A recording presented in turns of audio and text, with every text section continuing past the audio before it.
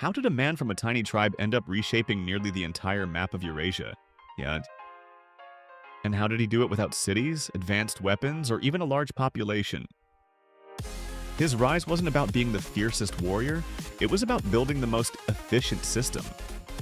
Because nothing about the steppe world should have produced an empire, not on paper at least. Tribes collapsed overnight, loyalties flipped constantly, and leadership changed with every crisis. Young Temujin grew up inside this volatility and watched the entire system fail repeatedly. So the real question is, how did he fix a political world that seemed impossible to fix? To understand that, we must return to the steppe, where his ideas and the empire were born. Temujin learned early that blood ties alone couldn't hold people together for long. When his father died, most of his tribe abandoned him overnight, a stark lesson in steppe reality.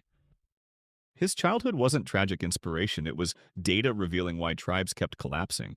That data convinced him that survival required structure, discipline, and predictable rules. Temujin's rivals relied on aristocratic bloodlines, the core of the old political order. Temujin rejected this system and insisted that ability, not ancestry, should decide leadership. This idea attracted talented but overlooked warriors from the lower ranks of society. Over many battles, Temujin's merit-based model proved more reliable than tradition. In 1206, the tribes accepted this new model and declared him Genghis Khan.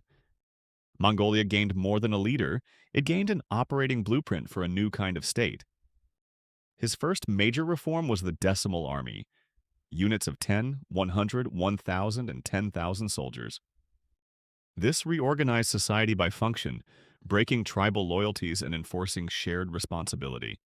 The Yassa code added strict discipline, banning looting and enforcing order in campaigns. Yassa wasn't moral teaching, it was an operating system ensuring efficiency and unity. Temujin removed bloodlines as a path to authority, promoting based on merit alone. This created one of the most socially mobile militaries in medieval history. With Uyghur scribes, he built written administration for orders, records, taxes, and logistics. For the first time, the steppe world ran through a predictable chain of command. This shift from clan politics to state structure explains Mongol success more than battles. Mongol strength lay not in horses alone, but in combining mobility with information. Scouts studied rivers, walls, supply routes, and city routines long before battle began. Many battles were won before the first arrow was even fired. The Mongols absorbed engineers, artisans, doctors, and administrators from conquered lands. These experts supplied siege engines, medicine, taxes, and logistics, the steppe's missing skills. A Mongol army often carried more foreign engineers than native generals. Their third pillar was psychological warfare designed to break resistance early. Feigned retreats called Mangudai exploited enemy pride and impatience. European armies chased cowards only to be surrounded on the plains. The trick worked because Mongol troops maintained strict central discipline. Each warrior rotated several horses, giving the army unmatched endurance. Mongol horses were small but tough, quiet, and built for long operations. The Battle of Mount Guptu revealed how leadership signals shaped behavior. Cornered, Temujin planted his banner and refused retreat. It sent a message. If the leader stands, the formation stands. Though they lost, the army adopted a culture of holding lines under pressure. This culture later allowed small Mongol units to survive larger enemies. The Khwarazm campaign showed Mongol systems operating at continental scale. It began when Khwarazm executed Mongol envoys. But the invasion was a strategic multi-front operation, not revenge. Mongol armies split into columns attacking cities simultaneously. Defenders couldn't predict the main target. Chinese and Persian engineers provided siege machines. Psychological pressure led many cities to surrender quickly. The campaign proved Mongol power came from coordination, not emotion. It introduced efficiency over brute force into medieval warfare.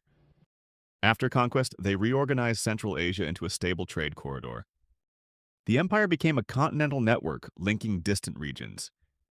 This network shaped Eurasia's future more than any army. Under Mongol rule, Eurasia functioned as one connected space. Historians call this Pax Mongolica. Caravans traveled from China to the Mediterranean with new security. Religion, science, and ideas spread rapidly. Travelers like Marco Polo thrived under this network, but the same roots helped spread the Black Death. It was early globalization, prosperity, and risk moving together. In Russia, Mongol rule strengthened central authority. Tribute systems shaped future Russian bureaucratic habits. In the Islamic world, old centers collapsed, shifting leadership. This opened the way for powers like the Ottomans. In China, the Mongols built the Yuan dynasty. Later dynasties inherited both lessons and anxieties. Mongol expansion redrew political boundaries. Europe and Asia became one commercial ecosystem. Cultural exchange accelerated beyond previous eras. This world was more connected and more vulnerable. The Mongols became the architects of a new continental landscape. Genghis Khan's legacy isn't myth. It's a lesson in replacing broken systems. He proved organization can outperform wealth and ancestry. He showed information and planning could reshape continents. His empire connected lands that rarely interacted. It created opportunity but also global vulnerabilities. The Mongols dominated through coordination, not ferocity. Their model turned tribes into a coordinated state. This transformation shaped global history far beyond their time. Genghis Khan matters as a systems builder. He showed structure can overcome chaos. Systems, not strength, shape civilizations. Every empire rests on rules, incentives, and information. His blueprint remains relevant today. The Mongols left a world more integrated, yet fragile. Their network offered lessons about cooperation and risk. Genghis Khan reframed what power could mean. His story isn't about conquest, it's about building systems that last. Structure turned the steppe into a state, and that structure reshaped civilizations. Behind every empire is an architecture of power. And Genghis Khan remains a blueprint, not a legend.